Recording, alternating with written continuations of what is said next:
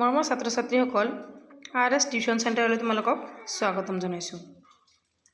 আজি তোমালোকৰ লগত প্ৰশ্ন আলোচনা কৰিম। তোমালোকৰ লগত আলোচনা কৰিম যিখন নৱমমান শ্ৰেণীৰ ভূগোল আছে সমাজ বিজ্ঞানৰ দ্বিতীয় খণ্ড ভূগোলৰ প্ৰথমটো অধ্যায় আজি আলোচনা কৰিম। গতিকে তোমালোকে ভিডিঅ'টো স্কিপ নকৰাকৈ প্ৰথমৰ পৰা শেষলৈ চাই যোৱা। আৰু যদি ইতিহাসৰ গোটেইখিনি ভিডিঅ' তোমালোকে চোৱা নাই, 5টা ভিডিঅ' মই 5টা লেসনৰ কাৰণে বনাই দিছোঁ, তোমালোকে প্লেলিষ্টত গৈ চাই ল'বা। চোৱা, ভূপৃষ্ঠৰ পৰিৱৰ্তন। ইয়াৰ মূল আলোচ্য বিষয় হৈছে ভূপৃষ্ঠৰ পৰিৱৰ্তনকাৰী বাহ্যিক কাৰক, নদী কাৰ্য, বতাহ কাৰ্য, হিমবাহ কাৰ্য আৰু সাগৰৰ ঢৌৰ কাৰ্য। গতিকে তোমালোকক পাঠটো মই বুজাই নিদিওঁ, পাঠটো বহুত ডাঙৰ হয়, দীঘল হয়। মেইন ইম্পৰ্টেণ্ট কথা হৈছে ইয়াতে মূল কথাখিনি তোমালোকে গুৰুত্ব দিবা। মূল কথাত যিখিনি কথা থাকে গোটেইখিনি একেবাৰে ইম্পৰ্টেণ্ট, আৰু পাঠটোত থকা যিমান MCQ এক্সামত আহিব গোটেইখিনি এই মূল কথাৰ পৰাই আহি থকা দেখা যায়। 90% এই মূল কথাৰ পৰা কমন হয়। গতিকে তোমালোকে মূল কথাখিনি একেবাৰে গুৰুত্ব সহকাৰে চাবা। এইখিনি চাই পঢ়িলে পিছলৈ কুৱেশ্যন আহিলে লিখিব পাৰিবা। এতিয়া অনুশীলনীত চোৱা অনুশীলনীৰ প্ৰশ্নখিনি যিখিনি আছে গোটেইখিনি মই এতিয়া আলোচনা কৰিম, তোমালোকে চাই থাকা। অনুশীলনী 1 নম্বৰটোত কুৱেশ্যন আছিল ভূপৃষ্ঠৰ মহাদেশ আৰু মহাসাগৰৰ বিতৰণৰ এটি আভাস দিয়া। এতিয়া চোৱা, পৃথিৱীৰ উপৰিভাগ মহাদেশ, স্থলভাগ আৰু মহাসাগৰ জলভাগেৰে গঠিত। ইয়াৰে 71% জলভাগে আৰু বাকী 29% স্থলভাগে আগুৰি আছে। মহাদেশখনৰ ভিতৰভাগত সমভূমি, মালভূমি, পাহাৰ পৰ্বত, নদী উপত্যকা, মৰুভূমি, উপকূলীয় সমতল আদি দেখা যায়। সেইদৰে নদী উপত্যকা, মৰুভূমি, উপকূলীয় সমতল আদি দেখা যায়। সেইদৰে চোৱা, মহাসাগৰ কেইখনতো পানীত বুৰ গৈ থকা অৱস্থাত আছে। মালভূমি, সমতল, পাহাৰ, লানি, গভীৰ খাদ, প্ৰবাল, প্ৰাচীৰ আদি অৱয়ব। তদুপৰি মহাসাগৰত সৰু ডাঙৰ বহুতো দ্বীপো দেখা যায়। পেৰাগ্ৰাফ চেঞ্জ কৰি লিখিবা, ভূপৃষ্ঠ আৰু মহাসাগৰৰ তলিৰ এইবোৰ অৱয়ব যুগ যুগ ধৰি চলি অহা কিছুমান প্ৰক্ৰিয়া বা ক্ৰিয়াৰ ফলত সৃষ্টি হৈছে। পৃথিৱীৰ স্থলভাগ আৰু জলভাগত ক্ৰিয়া কৰি থকা কাৰকসমূহৰ কিছুমান বাহ্যিক আৰু কিছুমান হৈছে আভ্যন্তৰীণ। বাহ্যিক কাৰকবোৰৰ ভিতৰত সূৰ্যৰ উত্তাপ, বতাহ, বৰষুণ, নদীৰ হিমবাহ, সাগৰৰ ঢৌ আদি প্ৰধান। আনহাতে আভ্যন্তৰীণ কাৰকবোৰৰ ভিতৰত ভূমিকম্প আৰু আগ্নেয়গিৰি উদগীৰণ প্ৰধান। আভ্যন্তৰীণ কাৰকবোৰে মহাদেশৰ অন্তৰ্ভাগৰ লগতে মহাসাগৰৰ তলিৰ অন্তৰ্ভাগতো ক্ৰিয়া কৰিব পাৰি। এইবোৰ কাৰককে এইখিনি লিখিলে হৈ যাব, ক্ৰিয়া কৰিব পাৰি। এইখিনি আৰু লিখিব নালাগে, শৰ্ট কৰি দিছোঁ, এইখিনি লিখিলে যথেষ্ট। তাৰে পিছৰ প্ৰশ্নটো চোৱা, ভূপৃষ্ঠৰ পৰিৱৰ্তন কিয় ঘটে ব্যাখ্যা কৰা। মষ্ট ইম্পৰ্টেণ্ট কুৱেশ্যন এইটো। পৃথিৱীৰ উপৰিভাগ পৰিৱৰ্তনশীল। সময়ৰ গতিত ভূপৃষ্ঠৰ সকলোতে পৰিৱৰ্তন ঘটে। ভূপৃষ্ঠৰ পৰিৱৰ্তন সাধন কৰা কাৰকবোৰৰ কিছুমান বাহ্যিক আৰু কিছুমান আভ্যন্তৰীণ।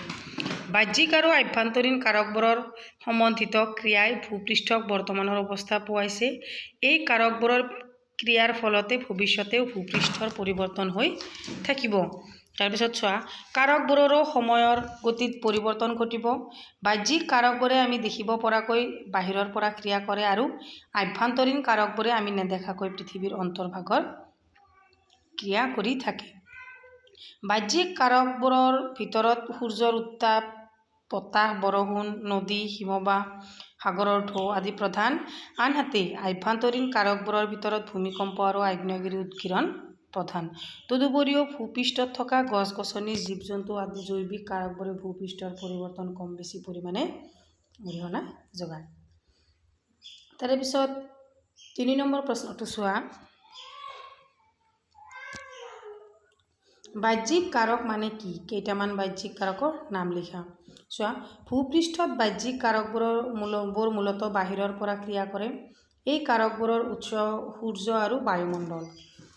বাহ্যিক কাৰকবোৰৰ ভিতৰত সৌৰশক্তি, বতাহ, বৰষুণ, নদী, হিমবাহ আৰু সাগৰৰ ঢৌ আদি প্ৰধান।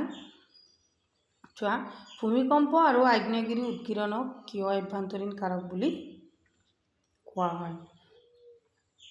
তো এইটো এটা ইম্পৰ্টেণ্ট কুৱেশ্যন, তোমালোকে এইটো বৰ মনোযোগ সহকাৰে চাবা।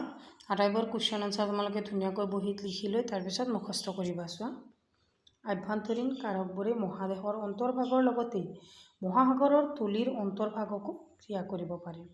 এইবোৰ কাৰকে সাধাৰণতে ভূপৃষ্ঠৰ লগতে মহাসাগৰৰ তলিভাগকো অসমান কৰি ৰখাত অৰিহণা যোগায়।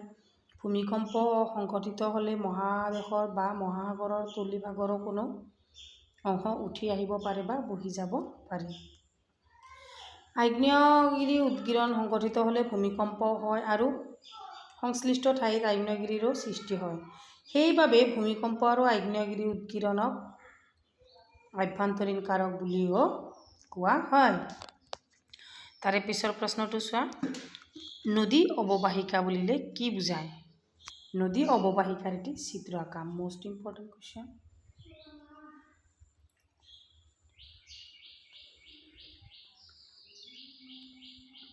এখন নদীয়ে ইয়াৰ উপনদী, শাখা নদী আদিৰ যোগেদি একোটা এলেকাত পানী কঢ়িয়াই নিয়ে। এনেদৰে এখন নদীয়ে পানী কঢ়িয়াই নিয়া একোটা এলেকাক অৱবাহিকা বুলি কোৱা হয়।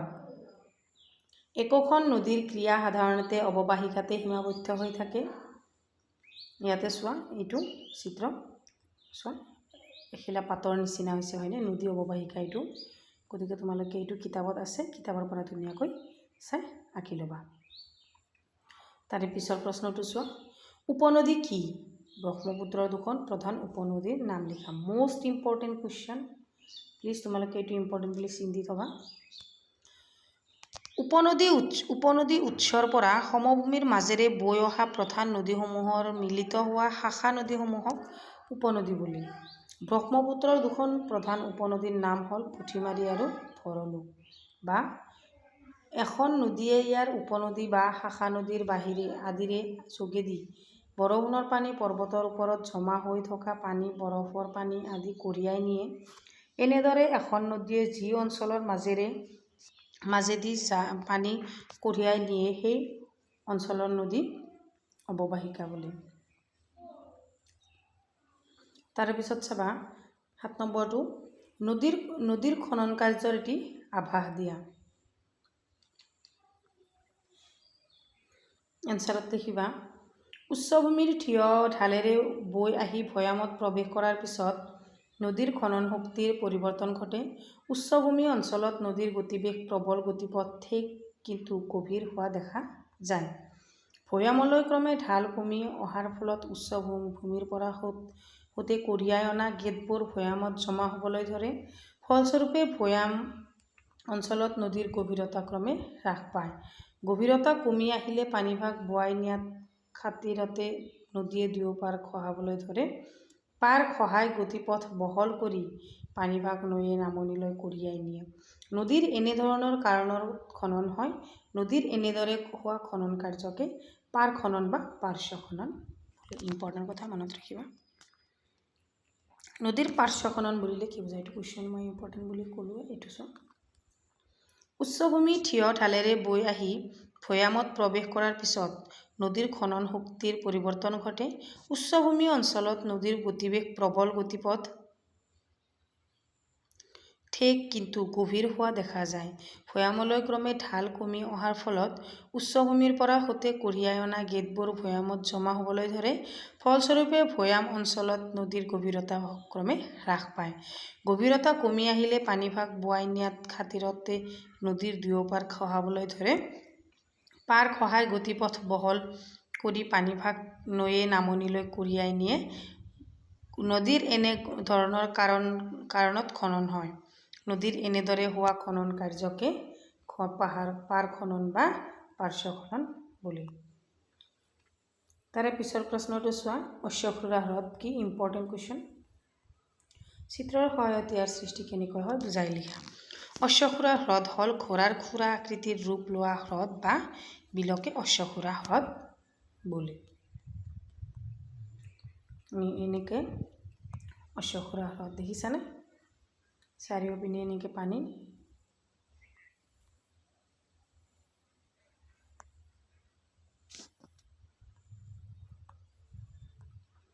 কিতাপত আছে চিত্ৰটো আঁকি ল'বা তাৰপিছত লিখিবা চিত্ৰটো আঁকি সমতল অঞ্চলৰ মৃদু ঢালেৰে বৈ আহোঁতে নদীৰ গতিপথ স্বাভাৱিকতে একা বেকা হয় নদীৰ পাৰ খননে ইয়াৰ গতিপথ অধিক একা বেকা কৰে একা বেকা পথেৰে নদীয়ে কৰা এনে গতিক বক্ৰগতি বা সৰ্পিল গতি বুলি কোৱা হয় সমতলৰ কোনো কোনো অংশত নদীৰ গতিপথ অতি ভাঁজযুক্ত হ'ব পাৰে এনে গতিপথে বাৰিষা কালত নদীৰে প্ৰবাহিত বৃহৎ পৰিমাণৰ পানী কঢ়িয়াব নোৱাৰা হয় তেতিয়া নদীয়ে নিজৰ গতিপথৰ অতি ভাঁজ লগা অংশ এৰি পোনাই গতি কৰে এনেদৰে এৰি যোৱা অংশ সাধাৰণতে ঘোঁৰাৰ খুৰা আকৃতিৰ হয় আৰু পিছত পানী জমা হৈ বিল বা হ্ৰদৰ সৃষ্টি হয় এনেদৰে অশ্বক্ষুৰা হ্ৰদ সৃষ্টি হয় তাৰে পিছত চোৱা 10 নম্বৰ কুৱেশ্যনটো প্লাৱনভূমি কি আৰু ইয়াৰ সৃষ্টি কেনেকৈ হয় সাধাৰণতে নদীৰ উচ্চগতি অংশত খনন কাৰ্য চলে ইয়াৰ বিপৰীতে মধ্যগতি আৰু নিম্নগতি অংশত গতিপথৰ লগতে দুয়োপাৰে গেদ জমা হয় বিশেষকৈ দুয়োপাৰে যুগ যুগ ধৰি গেদ জমা হোৱাৰ ফলত পলসুৱা সমতল ভূমিৰ সৃষ্টি হয় ইয়াকে প্লাৱনভূমি বোলা হয় সাধাৰণতে বানপানীৰ সময়ত সতে কঢ়িয়াই অনা বালি বোকা পলস আদি দুয়োপাৰে বহু দূৰলৈ বিয়পি পৰে এনেবোৰেই কালক্ৰমত প্লাৱনভূমিৰ সৃষ্টি কৰে 11 নম্বৰ কুৱেশ্যনটো চাবা নদীৰ গতিপথ ক'ত কেনেকৈ বালিচৰৰ সৃষ্টি হয় লিখা বালিচৰবোৰ কেতিয়াবা নৈৰ দাঁতিত আৰু কেতিয়াবা মাজভাগত গঢ়ি উঠে এইবোৰ সাধাৰণতে অস্থায়ী আৰু বিভিন্ন আকাৰ আকৃতিৰ বাৰিষা নৈৰ প্ৰবল সোঁতে বালিচৰ বোকাবোৰৰ আকাৰ আকৃতি পৰিৱৰ্তন ঘটায় খৰালি কালত নদীৰ পানী নামি আহি বালিচৰবোৰ ভালদৰে ওলাই পৰে আমাৰ ব্ৰহ্মপুত্ৰৰ বুকুত সৰু বৰ অসংখ্য বালিচৰ দেখা যায় নৈখনৰ বুকুত থকা মাজুলী নামৰ বৃহৎ নদীদ্বীপটো এক প্ৰকাৰৰ বালিচৰ তাৰে পিছৰ প্ৰশ্নটো লিখা বদ্বীপৰ সৃষ্টি কেনেকৈ হয় লিখা ইম্পৰ্টেণ্ট কুৱেশ্যন বৰ ইম্পৰ্টেণ্ট এইটো উপকূলীয় কাষৰীয়া অগভীৰ সাগৰত য'ত নৈ গৈ পৰে তাতেই নৈয়ে কঢ়িয়াই অনা গেদ জমা হৈ দ্বীপৰ সৃষ্টি হয় এই দ্বীপবোৰ আকৃতি অসমীয়া ব বা ইংৰাজী ডেল্টাৰ দৰে সেয়ে এই দ্বীপবোৰক বদ্বীপ ডেল্টা বোলা হয় পৃথিৱীৰ প্ৰায়বোৰ নদীয়ে নিজৰ নিজৰ মোহনাত বদ্বীপৰ সৃষ্টি কৰিছে তাৰ ভিতৰত গংগা ব্ৰহ্মপুত্ৰ নীল মিছিছিপি আৰু আদি নদীৰ বদ্বীপ পৃথিৱীৰ বিখ্যাত নদী দ্বীপ হৈছে ব্ৰহ্মপুত্ৰ নদী নীল মিছিছিপি আদি নদীৰ বদ্বীপ 13 নম্বৰ প্ৰশ্নটো চোৱা মৰুভূমিত বতাহৰ ক্ৰিয়া কিয় প্ৰবল হয় লিখা মৰুভূমিৰ পৰিৱেশত বতাহে খনন পৰিবহণ আৰু অৱক্ষেপণৰ যোগেদি বিভিন্ন অৱয়ৱৰ সৃষ্টি কৰে আৰু সেইবোৰ পৰিৱৰ্তনো সাধন কৰে মৰুভূমিত উদ্ভিদৰ আৱৰণ অতি পাতলীয়া হোৱাৰ কাৰণে মৰুপৃষ্ঠৰ বতাহে সহজে ক্ৰিয়া কৰিব পাৰে সেয়ে মৰুভূমিৰ বতাহৰ ক্ৰিয়া প্ৰবল হয়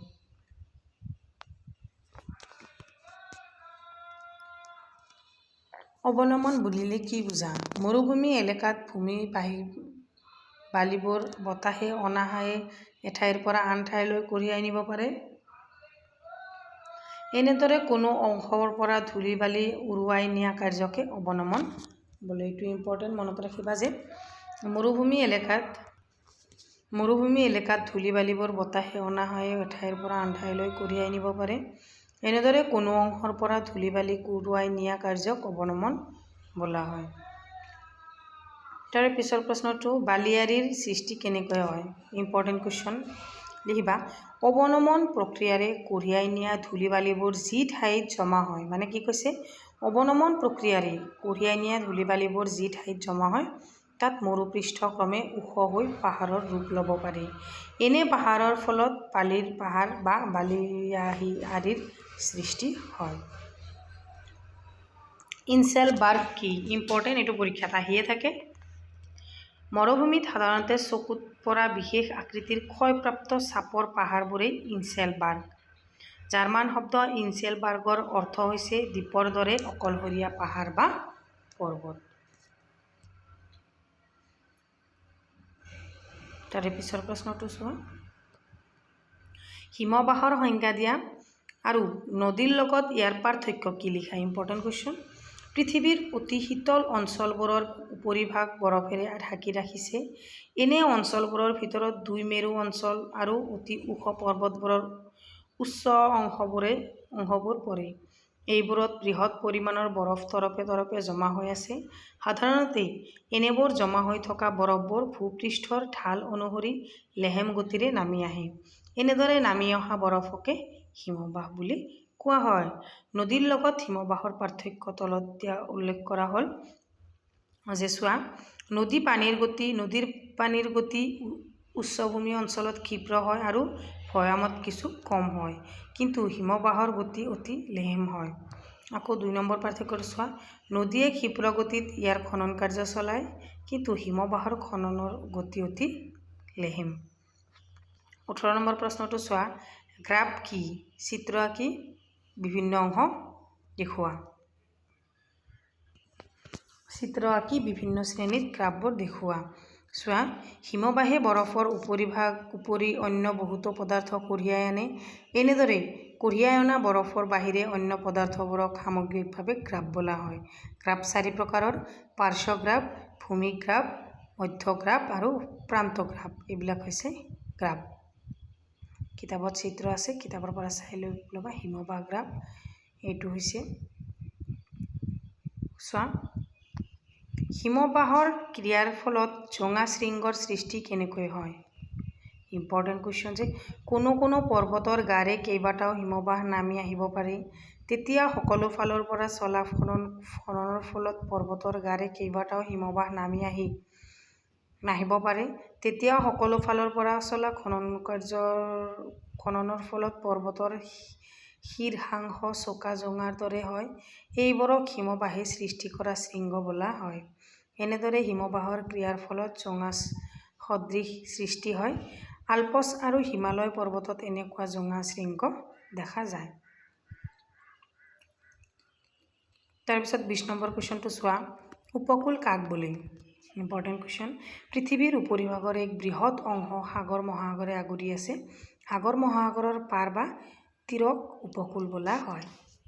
যে উপকূল বুলিলে কি বুজায়, যে পৃথিৱীৰ উপৰিভাগত যিমান বৃহৎ সাগৰ মহাসাগৰবোৰ আগুৰি আছে, সেই সাগৰ মহাসাগৰৰ পাৰ বা তীৰকে উপকূল বোলা হয়।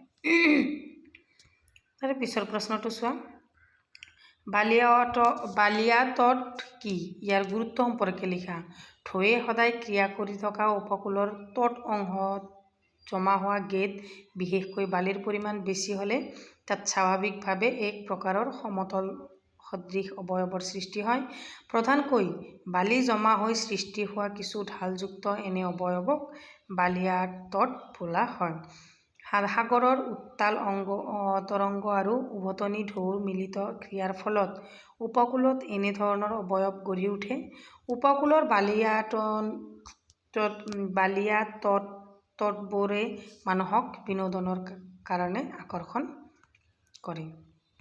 এতিয়া চোৱা, 21 নম্বৰ, বালিয়া তট কি? ইয়াৰ গুৰুত্ব সম্পৰ্কে লিখা। এইটো কুৱেশ্যন আমি চালোঁ। তাৰে পিছৰটো চোৱা, সাগৰ মহাসাগৰৰ ঢৌৱে উপকূলৰ কেনেধৰণে পৰিৱৰ্তন সাধন কৰে চমুকৈ লিখা।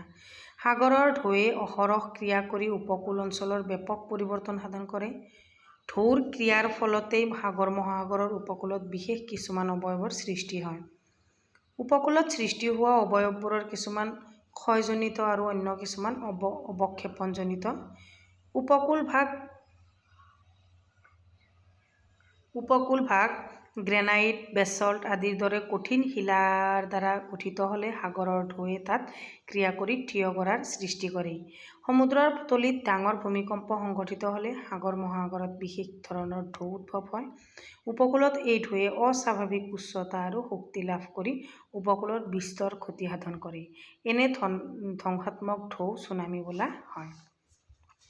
তাৰে পিছৰ কুৱেশ্যনটো চোৱা, ভূপৃষ্ঠত ভৱিষ্যতে কেনেধৰণৰ পৰিৱৰ্তন ঘটিব পাৰে চিন্তা কৰি লিখা। এক অবিৰত প্ৰক্ৰিয়াত ভূপৃষ্ঠৰ পৰিৱৰ্তন হৈ আছে আৰু ভৱিষ্যতেও হৈ থাকিব। দ্ৰুতগতিত জনসংখ্যা বৃদ্ধি হোৱা হেতু পৃথিৱীত কৃষিভূমি অঞ্চল তথা বনানী অধিক হাৰত হ্ৰাস পাইছে, ফলত বৰষুণ কমি গৈছে। অধিক খৰাং অঞ্চল সৃষ্টি হৈছে। বিশ্বব্যাপী ঔদ্যোগিকৰণৰ মাত্ৰা উচ্চ হাৰত বৃদ্ধি হোৱাত বায়ু প্ৰদূষিত হৈছে। গোলকীয় উত্তাপ বাঢ়ি গৈছে। মেৰু অঞ্চল আৰু হিমবাহ অঞ্চলৰ বৰফ বেছিকৈ গলি নদীত মাত্ৰাধিক পানী জমা হয়। এনে অধিক হাৰত বৰফ গলি থাকিলে অনতিপলমে পৃথিৱীত ধ্বংসাত্মক বানপানীৰ সৃষ্টি হ'ব।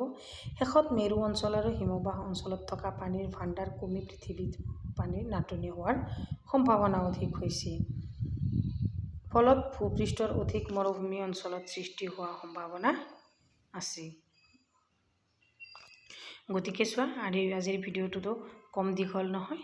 ভিডিঅ'টো গোটেইখিনি কুৱেশ্যন এনচাৰ দি শেষ কৰিছোঁ। যদি ভিডিঅ'টো চাই ভাল পাইছা তেতিয়াহ'লে চেনেলটো ছাবস্ক্ৰাইব কৰি কমেণ্ট ছেকশ্যনত কমেণ্ট কৰিবা। থেংক ইউ ফৰ ৱাচিং।